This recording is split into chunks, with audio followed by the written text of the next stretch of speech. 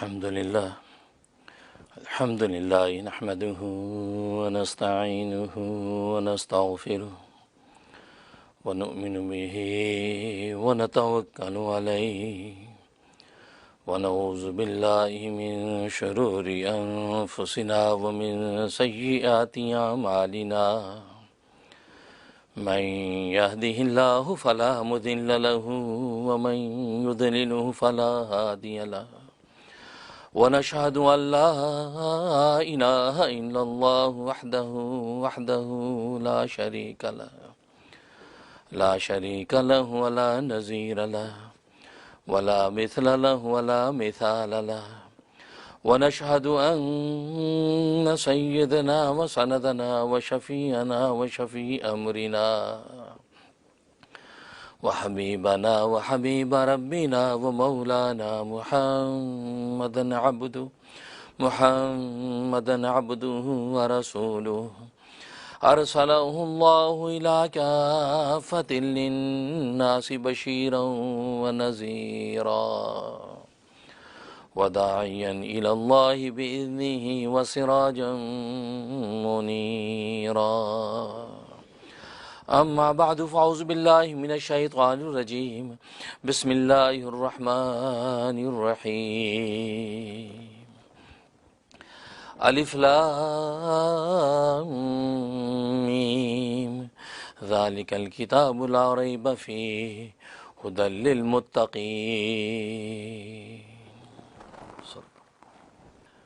बुज़ुर्गान मोहतरम, बिरादरान अज़ीज़ और मेरी इस्लामी बहनें, गुफ्तगू चल रही थी हुदल लिल मुत्तक़ीन कि हिदायत है तक़वे वालों के लिए। कुरान करीम का पहला वस्फ़ अल्लाह तबारक व तआला ने ज़िक्र फरमाया हुदल लिल मुत्तक़ीन कि ये तक़वे वालों के लिए हिदायत है।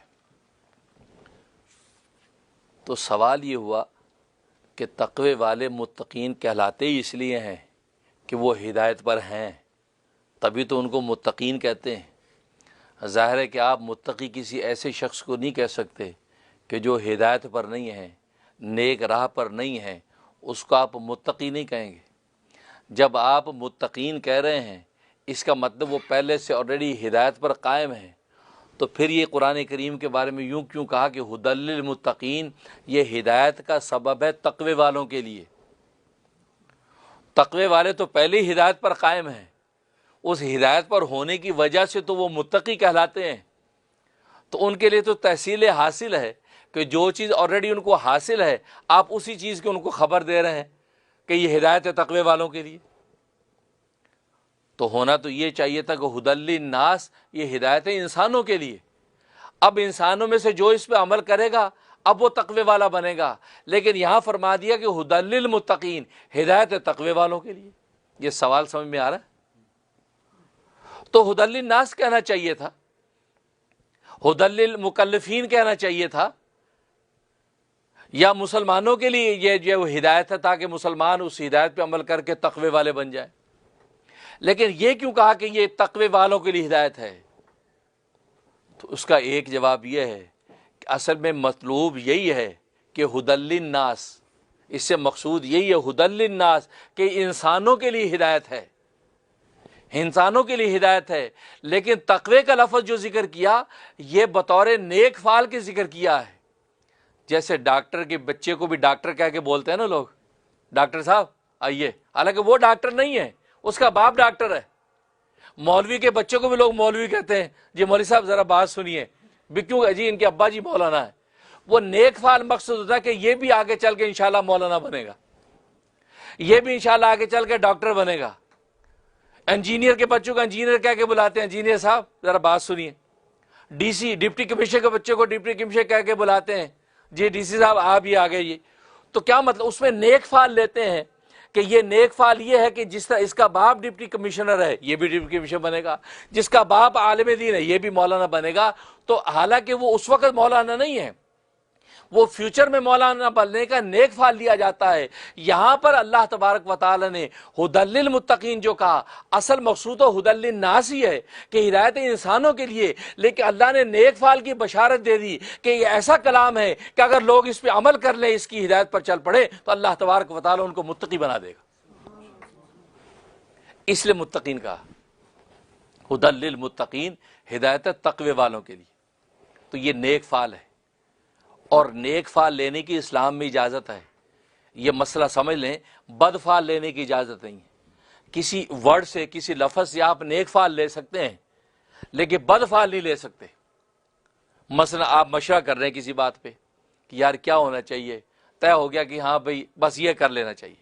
अब बस इतना कहा, इधर से अजान हो गई, अल्लाह अकबर का मुनादी पुकारा, तो आप फौरन के यार इसका मतलब देखो अजान होगी, तायीद हो गई, इंशाल्लाह हमने जो फैसला किया सही है, इसमें खैर होगी क्योंकि अल्लाह का नाम बुलंद हुआ। क्योंकि खुद नबी करीम सल्लल्लाहु अलैहि वसल्लम जब मदीना तैयबा पहुंचे तो जो शख्स, पहला शख्स मिला, उसका नाम ऐसा था जिसे नेक फाल मिलता था। उसके नाम को सुनकर आपने फरमाया कि इंशाल्लाह मदीना के अंदर हमारे लिए सहूलत और आसानी। तो नेक फाल लेने की इजाजत है, लेकिन बद फाल लेने की इजाजत नहीं। आपने घर से निकले, घर से जैसे निकले सामने आपने किसी शख्स को देखा, मतलब आपका कोई मुकदमा है, घर से निकले सामने आपने देखा कि एकदम देखा कि कौन, वो अब्दुल अजीज, वो अब्दुल अजीज से मुलाकात हुई इस्लाम में। तो आपने कहा यार अच्छे नाम वाला आदमी मिला है, इसका मतलब इंशाल्लाह इज्जत और मर्तबा मिलेगा, मुकदमे में कामयाबी हो जाएगी। नेक फाल लेने की इजाजत, लेकिन बद फाल की इजाजत नहीं है। बद फाल की इजाजत नहीं कि अब आप जो वो कोई बात कर रहे हो और कोई उल्टी बात आपको सुनने मिल जाए, वो इसका मतलब यार काम खराब हो जाएगा, इससे तो मना किया। इसलिए मना किया, ला अदवा वला तियरा वला हाम वला सफरा। तो वला तियरा, ये बदफाली लेने की इजाजत नहीं है। और पहले जमाने में बदफाली लिया करते थे लोग। बस घर से निकले, काली बिल्ली सामने आ गई और उसने कहा भाई अब मेरा काम नहीं होगा, काली बिल्ली ने रास्ता काट दिया। आज भी लोगों ने बना रखा है, घर से निकले कौवा सामने बोला, ओहो काला कौवा बोला, लगता काम नहीं होगा।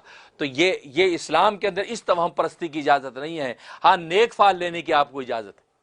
तो अल्लाह तबारक व तआला या हुदल लिल मुत्तकीन नेक फाल के तौर पे फरमाया कि हिदायत है तकवे वालों के लिए।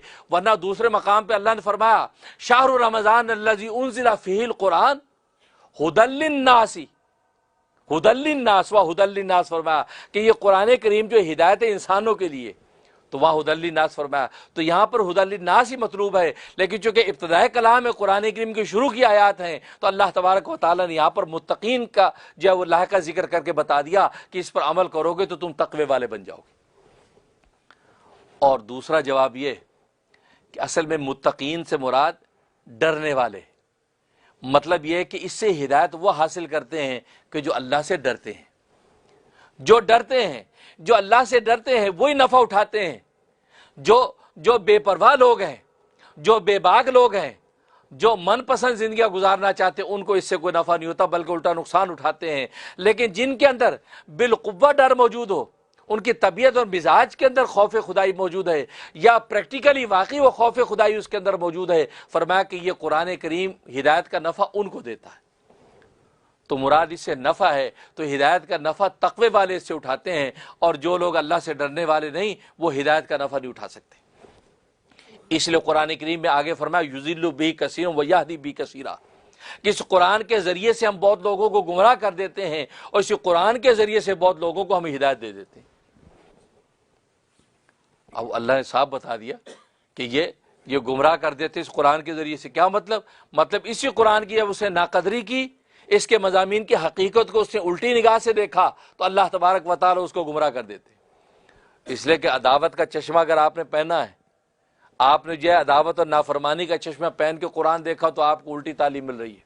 ये इताअत और मोहब्बत के चश्मे से देखा, तो उसी से आपको हिदायत मिल रही है।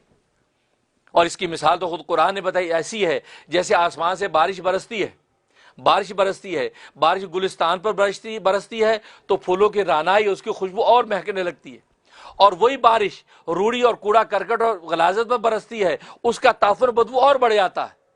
तो अल्लाह तबारक व तआला की वही की बारिश तो बराबर उतरती है, सहाबा और ईमान वालों के दिल पर उतरती है, तो उनके गुलिस्तान ईमान के अंदर और रानाई पैदा हो जाती है। और वही बारिश वही की कुफार के सड़े और मुताफर मुशरिक दिल पर बरसती है, तो उनके शिर्क और कुफर की बदबू में और इजाफा हो जाता है, क्योंकि वो उसकी नाकदरी करते हैं, अल्लाह के हुक्मों पे एतराज़ करते हैं, वो ठट्ठा और मजाक उड़ाते हैं। नतीजा है कि उनका ताफुन शिर्क कुफर का और बढ़ जाता है। तो आसमानों से वही का नूर तो बराबर उतर रहा है, लेकिन ज़मीन के फ़र्क से फैसले बदल जाते हैं। बिल्कुल इसी तरह फरमाया हुदल लिल मुत्तकीन, ये हिदायत तक़वे वालों के लिए, मतलब जिन दिलों के अंदर बिलकुव्वा या बिलफेल अल्लाह तबारक व तआला का डर किसी दर्जे में मौजूद है, दिल के अंदर उनके एक तरह की नरमी और तलत्तुफ़ मौजूद है, अल्लाह तबारक व तआला कुरान को उसी के लिए नाफे बनाते हैं, वरना दूसरा नफ़ा नहीं हासिल कर सकता। और एक मतलब ये कि हुदल लिल मुत्तकीन, इसका मतलब कि हिदायत तक़वे वालों के लिए, मतलब यह कि मरते दम तक तुम तक़वे पे अगर कायम रहना चाहते हो तो फरमाया कुरान करीम पर अमल करो, क्योंकि मरते दम तक ये कुरान करीम तुम्हें इस्तिकामत के साथ हिदायत पर कायम रखेगा।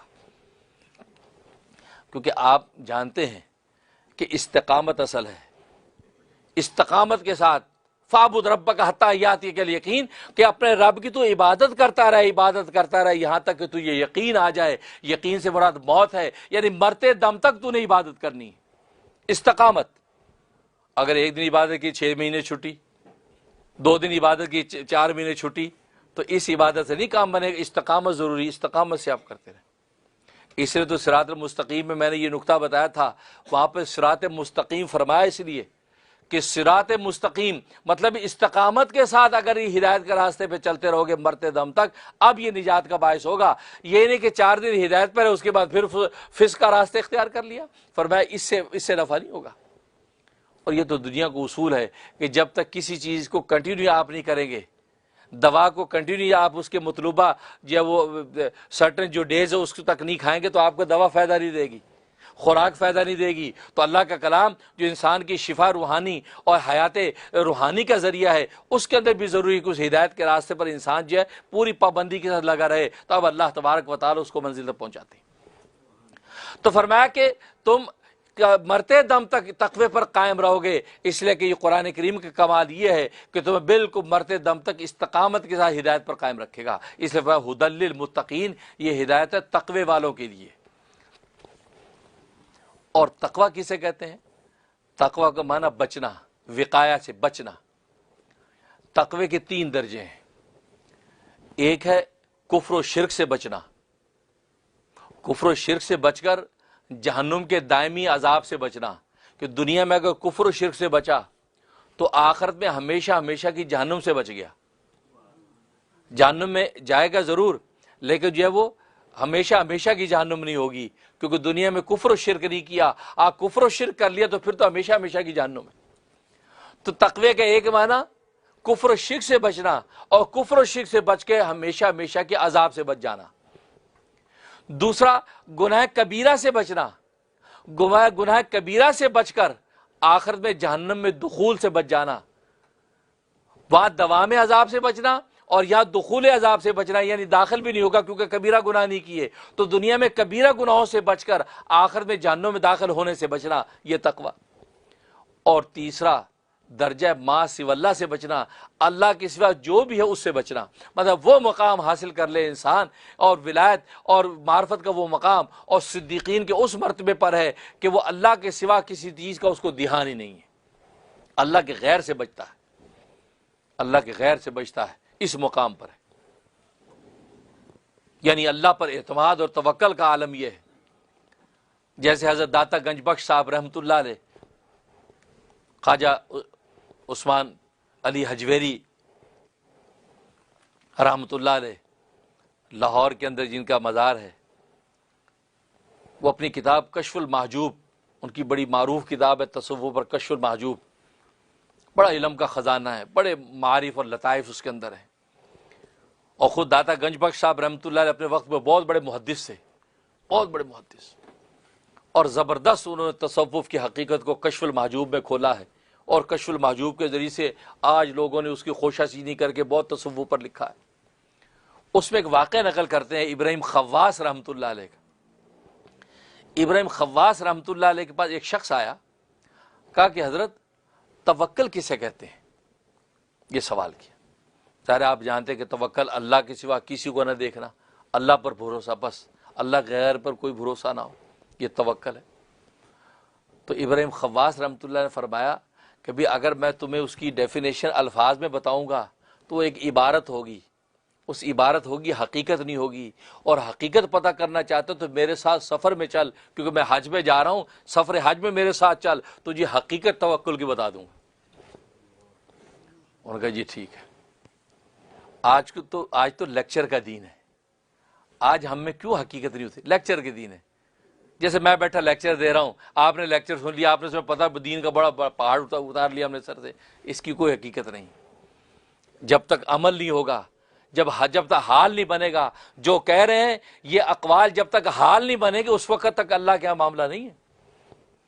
और ये इसलिए दोहराते हैं बार बार कि अल्लाह इस अकवाल को हाल बना दे, काल को हाल बना दे। और आप भी ये सोचे कि काल को हाल बनाना है, वरना लेक्चर का दीन मतलूब नहीं है। और आज लेक्चर का, लिटरेचर का दीन है। तभी तो आज मार्केट में मौलाना गूगल की चल रही है। मार्केट में एक बड़ा भारी भरकम मौलवी आ गया जिसका नाम मौलाना गूगल। आज का बच्चा गूगल पे जाता है, what is Islam, what is Sawm, what is Zakat, उससे भी देखता है। इवन है कि यहाँ इंटरफेथ के मुकाबले होते हैं, इंटरफेथ की गैदरिंग होती, लोग जाते हैं, तो ये नौजवान किसी आलिम के पास नहीं आते कि आलिम से चीज़ें पूछें, इस्लाम क्या है, वो क्या है, ये क्या है, इस्लाम को फलां नज़रिया क्या है। बस वो गूगल से पूरी तैयारी करके वहाँ पर बैठे होते हैं। और वहाँ यहूद और नसारा, क्रिश्चियन भी हैं, जूश भी हैं, हिंदू भी हैं, वो इस्लाम पर जब सवालात एतराज़ात करते हैं, अब बगले झांकते हैं, फिर कहते हैं आई थिंक का मर्ज शुरू हो जाता है। एक्चुअली दो चुली करते हैं, फिर पता भी नहीं चलता।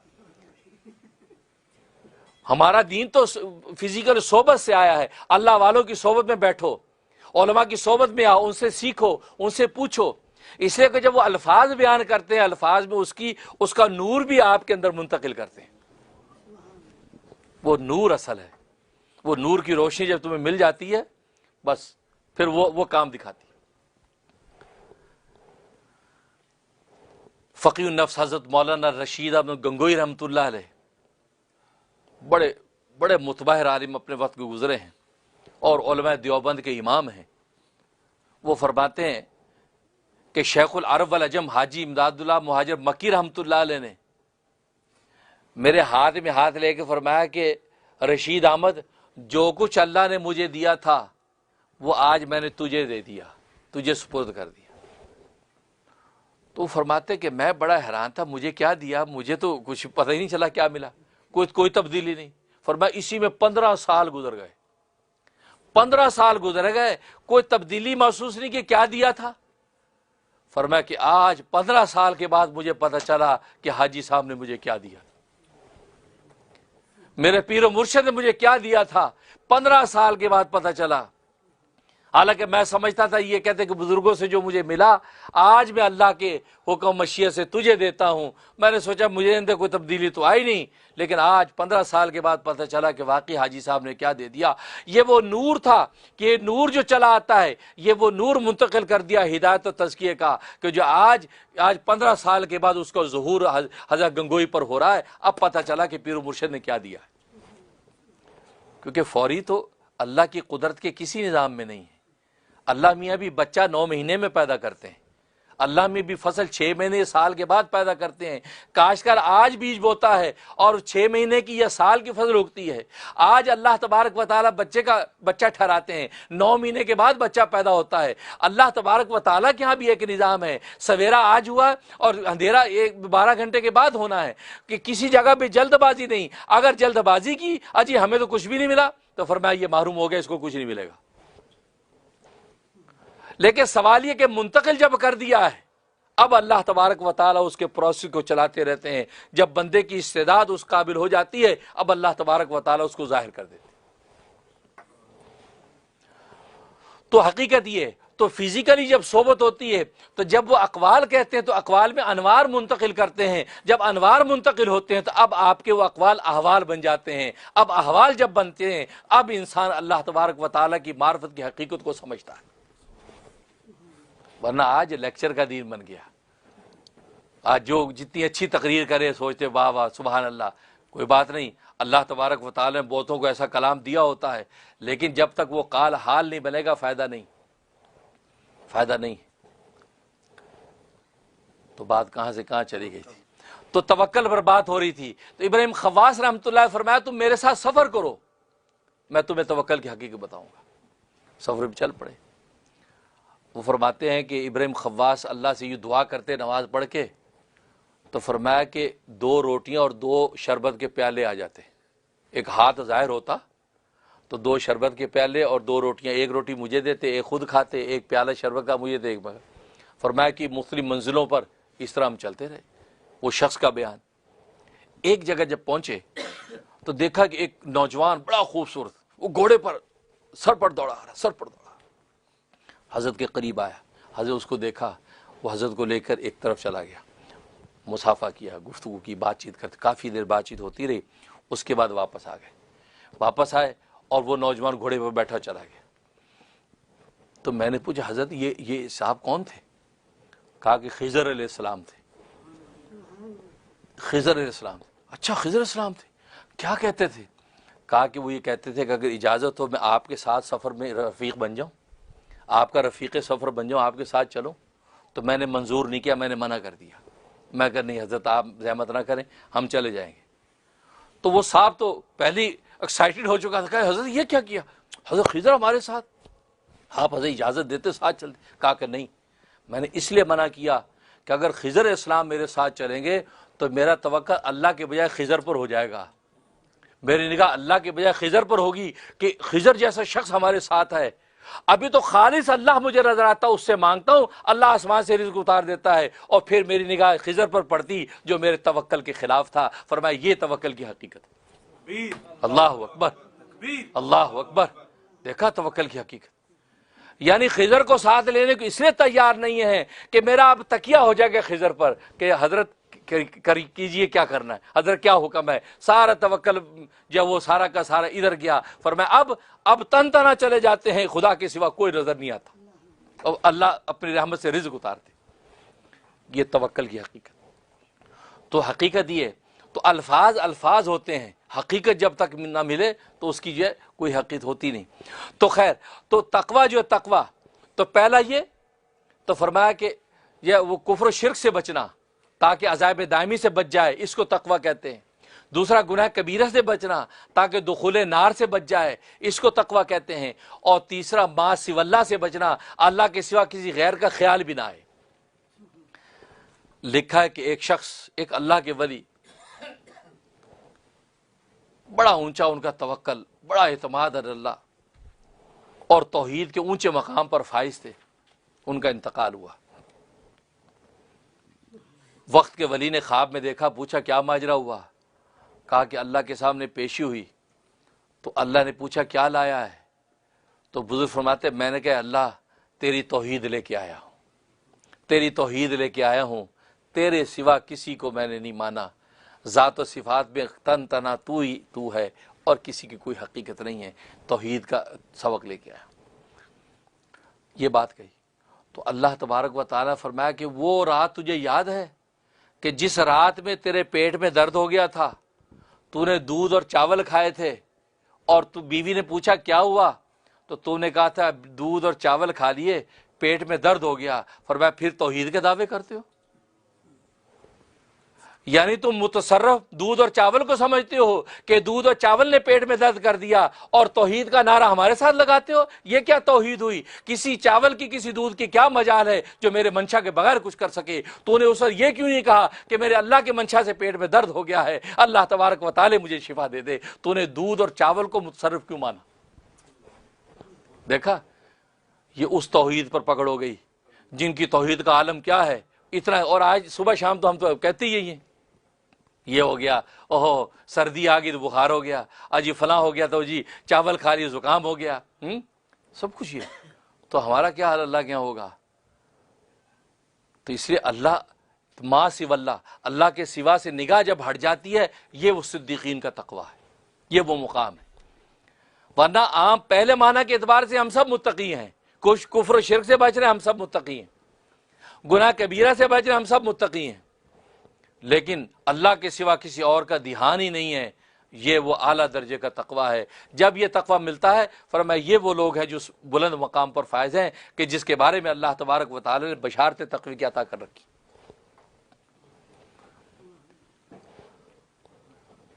और कुरान करीम में अल्लाह तबारक व तआला ने फरमाया कि हक़्क़ तुक़ाती, इत्तक़ुल्लाह हक़्क़ तुक़ाती, अल्लाह से डरो जैसा कि उससे डरने का हक है। हक़्क़ तुक़ाती क्या चीज़ है, तक़वे का हक क्या चीज़ है। इब्न अब्बास रज़ी अल्लाह तआला अन्हुमा फरमाते हैं, हक़्क़ु तुक़ाती हुआ युता फला योसा, कि तक़वे का हक यह है कि अल्लाह तबारक व तआला की इताअत की जाए और उसकी नाफरमानी ना की जाए। युज़कर वला युंसा, फरमाया कि उसका जिक्र किया जाए, उसको याद किया जाए, उसको भुलाया ना जाए। युशकर वला युकफर, उसका शुक्र किया जाए और उसकी नाशुक्री ना की जाए। फरमाया कि ये औसाफ अगर बंदे के अंदर मौजूद हैं तो समझे कि वो हक़्क़े तक़वा को पूरा कर रहा है। अगर उसके अंदर ये नहीं है तो समझ ले अगर कोई एक चीज कम है, वो शुक्र नेमत नहीं कर रहा मसलन, तो मालूम हुआ कि ये हक़्क़े तक़वा नहीं अदा हुआ। और जब तक़वा अपने हक़ के साथ जब तक अदा नहीं होगा तो अल्लाह तबारक व तआला की उसकी कीमत नहीं लगती। और अब्दुल्लाह इब्न मसूद रज़ी अल्लाह तआला फरमाते हैं कि जब तक ज़बान पर कंट्रोल नहीं होगा उस वक़्त तक तक़वे का हक अदा ही नहीं हो सकता। और आज हमारी ज़बान ही सबसे ज़्यादा आज़ाद है। हालांकि अल्लाह ने ज़बान एक रखी, कान दो रखे, नाक के नथने दो रखे, आंखें दो रखी, हाथ दो रखे, पैर दो रखे हैं, लेकिन अल्लाह तबारक व तआला ज़बान एक रखी, और एक भी ऐसी रखी कि उसको दांतों के जंगले में बंद किया, दांतों के जंगले के ऊपर होंठों के दरवाजे ढक दिए ताकि कम से कम इस्तेमाल करो। एक दी और कम से कम इस्तेमाल करने का कहा, और हम सबसे ज्यादा इसको इस्तेमाल करते हैं। और मगरिबी दुनिया ने तो कह दिया freedom of speech, freedom of speech, freedom of expression, जो चाहे बोलो। नहीं, ये ज़बान कम से कम इस्तेमाल करने के लिए, और ज़बान किसके लिए? अल्लाह के जिक्र के इस्तेमाल के लिए। और यही वजह कि आप जानते हैं कि तख्लीकी तौर पर जब बच्चे की तख्लीक होती है तो अल्लाह तबारक व तआला वो दमे हैज़ का नापाक खून बतौर ग़िज़ा के मुंह के ज़रिए से बच्चे को नहीं देते, नाफ के ज़रिए से देते हैं। आपको पता दमे हैज़ हमल के बाद रुक जाता है, वो दमे हैज़ के ज़रिए से वो बच्चे की तख्लीक हो रही है, लेकिन अल्लाह ने नाफ के ज़रिए से वो खून उसके वजूद के अंदर डालते हैं, ज़बान के ज़रिए से नहीं। इससे कि ज़बान है वो पाकीज़ा जगह है कि जिसके ज़रिए से अल्लाह तबारक व तआला का कलाम और अल्लाह का नाम लिया जाएगा। और आज हमने ज़बान की कदर ही नहीं की। अल्लाह ने यह कदर की कि उस रास्ते से खुराक नहीं दी, हालांकि उस वक्त दे भी देते तो क्या फ़र्क पड़ता है, उस वक्त नापाक या पाक का क्या उसूल है। लेकिन अल्लाह हमें बता रहे हैं, अहमियत दिला रहे हैं कि ज़बान की कितनी अहमियत है। इस मुंह से बात निकले तो खैर की निकले, वरना इस ज़बान को संभालो। मैंने तो यहाँ से वो दमे हैज़ का नापाक खून गुजारा नहीं तुम्हारी तख्लीक के लिए, और तुम्हारी हालत ये कि ज़बान से वो बकते हो, वो बोलते हो कि फरिश्तों को भी शर्म आ जाए। इसलिए फरमाया उस वक्त हक़्क़े तक़वा अदा नहीं होगा जब तक कि ज़बान पर कंट्रोल नहीं होगा। और इसलिए सरकार दो आलम सल्लल्लाहु अलैहि वसल्लम ने फरमाया मन सकत नजा, जिसने खामोशी इख्तियार की वो निजात पा गया। और एक रिवायत में फरमाया मन समत नजा, जो खामोश रहा वो कामयाब हो गया। इस पर बड़ा दिलचस्प वाक़या लिखा है हज़रत मौलाना सईद अहमद सहारनपुरी रहमतुल्लाह अलैह ने अपने वाज़े सईद में लिखा कि बादशाह का एक शहजादा था, उसका अतालीक पढ़ने के लिए आता था, अतालीक पढ़ाता था, उससे वो पढ़ता था। तो ये हदीस उस उस्ताद ने पढ़ाई मन समत नजा, जिसने खामोशी इख्तियार की वो निजात पा गया। तो बच्चे ने सोचा यार नबी पाक सल्लल्लाहु अलैहि वसल्लम ने ये बात फरमाई है कि जो खामोश रहा कामयाब हो गया। उस बच्चे ने खामोशी इख्तियार कर ली, अब बोल ही नहीं रहा। अब घर में बादशाह बोल रहा है, माँ बोल रही, सब बोल रहे, वो बोलता ही नहीं। उन्होंने सोचा ये बीमार हो गया, कोई झपट हो गई, कोई मसला हो गया। अब अतीबा को बुला रहे हैं, लोगों को बुला रहे हैं, जरा चेक करो, सब देखे जी बिल्कुल ठीक है, कुछ भी नहीं है। बड़े हैरान कर एक अरसा गुजर गया। इसी तरह एक मरतबा बादशाह जंगल में शिकार के लिए निकला, ये शहजादा भी साथ है। तो दोपहर के वक्त पड़ाव डाला हुआ था एक दरख्त के नीचे लश्कर ने, ये शहजादा भी था। तो वो घना दरख्त था, उस घने दरख्त में एक फाख्ता बैठी थी। वो फाख्ता बोली, च्यों च्यों करके बोली। जैसे बोली तो नीचे लश्करी ने एक ने देखा, उसने फौरन तीर का निशाना बांधा, मारा और जो उसको नीचे गिरा दिया। जैसे वो उसको शिकार कर लिया तो वो बच्चा बेख्तियार हो एकदम ये देख के बेख्तियार बोला, ओहो मेरे नबी ने सही फरमाया था कि मन सकत नजा, जो खामोश रहा वो बच गया। अरे जालिम तू चुप रहती तो बच जाती, तू बोली तो मारी गई। ये बात कही। अब जब ये बात कही तो लश्कर ने सुना कि बच्चा तो बोलता है, ये तो ठीक है। ओह, जल्दी से बादशाह को इतला की, बादशाह सलाम माशाल्लाह मुबारक, वो बच्चा तो बोल रहा है। अब बादशाह उसको बुलाया, अब बादशाह बात कर रहा हो चुप, क्योंकि उसको याद है कि ओह ये मैंने क्या किया, मैं तो चुप रहना। अब बादशाह बोलता है, वो बोलता नहीं, लोग बोलते, बोलता नहीं। बादशाह कहते तुमने इसको बोलते सुना भी? हाँ जी सुना हमने, इसने ये बात कही कि नबी अलैहिस्सलाम ने सच फरमाया कि मन सकत नजा, जो खामोश रहा वो बच गया। अब जब वो नहीं बोला तो बादशाह समझा कि ये हमारे से कोई मक्कारी कर रहा है। बादशाह उसकी पिटाई शुरू कर दी, ये 2-4 उसकी जब थप्पड़ मारे तो वो रोने लगा और कहा कि मेरे नबी ने वाकई सच फरमाया, मन सकत नजा, जो चुप रहा वो बच गया, वो चुप नहीं रही तो वो मारेगी, मैं चुप नहीं रहा तो मैं मारा गया। तो हकीकत है, तो ये जबान जो है, जबान ये अल्लाह तबारक व तआला ने फिजिकली ऐसी बनाई है कि इंसान इससे सबक ले। इससे तो अल्लाह कहते हो वफ़ी अनफुसिकुम अफला तुबसिरून, क्या तुम अपने आप को नहीं देखते? क्योंकि अल्लाह तबारक व तआला हमारा सारे बॉडी का जितना जो वो स्ट्रक्चर है वो ऐसा बनाया है कि इसको देखकर पता चलता है कि हमें करना क्या है। देखो अल्लाह ने पेट यहां रखा है और सर यहां रखा है, आंखें ऊपर रखी, पेट यहां रखा है, पांव नीचे रखे। इसका क्या मतलब? अल्लाह तबारक व तआला ये बताना चाहते हैं अपने कदम तुम बढ़ाओ दुकान की तरफ, अपने कस्बे मुआश की तरफ, इस पेट के सामान को हासिल करने के लिए, और निगाह तुम मेरी जात पे रखो, अल्लाह तबारक व तआला तुम्हें रिज़्क दे देगा। लेकिन आज हमारी हालत ये है, फरमाया इस पेट को हमने सर पे सवार कर लिया, हम ऊपर देखते तो पेट नजर आता है, पेट नजर आता है। आप पूरी दुनिया में पेट की जंग है, कोई खानदानी, रियासती, आलमगीर, मुल्की, यहाँ तक कि आलमगीर पूरी बैन अवी जंगे आज इकॉनमी की जंग है, इकॉनमी पेट ही की तो जंग है। इसलिए फरमाया इस पेट को सर पे सवार कर लिया, तभी तो पेट की जंग है। हाँ, ये अगर पेट को इसी जगह रखते तो निगाह खुदा पे रखते, जैसे मैंने बताया दिन में रिज़्क को तलाश करो और रात को राजी को तलाश करो, और ये अल्लाह चाहते हैं। तो अल्लाह से दुआ है कि अल्लाह तबारक व तआला अमल करने की तौफीक अता फरमाए। इंशाअल्लाह ये गुफ्तगू आगे इंशाअल्लाह जारी रहेगी, नेक्स्ट इंशाअल्लाह उस पर बात करेंगे। उदल्लिल मुत्तकीन अल्लज़ीना युमिनून, मुत्तकीन तक़वे वालों के आगे 5 औसाफ अल्लाह तबारक व तआला बयान कर रहे हैं। फिर सवाल ये होगा 5 ही औसाफ क्यों बयान किए, 6 क्यों नहीं किए, 4 क्यों नहीं किए, उस पर बात करूँगा। फिर ये औसाफ जो बयान किए हैं, आखिर ये औसाफ के अंदर क्यों मासूर किया, इन औसाफ के अंदर आखिर क्या राज है, इंशाअल्लाह उस पर गुफ्तगू होगी। इस तरह ये सिलसिला चलता रहेगा और कुरान करीम के लताइफ व मारिफ, इसके हक़ाइक़ और रुमूज़ हमारे सामने आते रहेंगे। और अल्लाह से दुआ यही है, जैसे मैंने कहा, ऐ अल्लाह ये हमारे अक़वाल को हमारा हाल बना दे, हमारा हाल बना दे, और तेरे कलाम के ज़रिए से तेरे साथ ऐसा ताल्लुक़ पैदा हो जाए कि जिसकी कोई नज़ीर ही ना हो। और वाकई तवक्कल का वो मकाम जो इब्राहिम खवास रहमतुल्लाह अलैह फरमा रहे हैं कि मैं खिज़र का साथ इसलिए नहीं चाहा कि मेरी निगाह खुदा से हट के खिज़र पर पड़ जाएगी, इससे खिज़र पर नहीं, रब खिज़र पर मेरी निगाह रहनी चाहिए। अल्लाह ताला ऐसा मकाम अता फरमा दे। व आखिर दावाना अल्हम्दुलिल्लाहि रब्बिल आलमीन।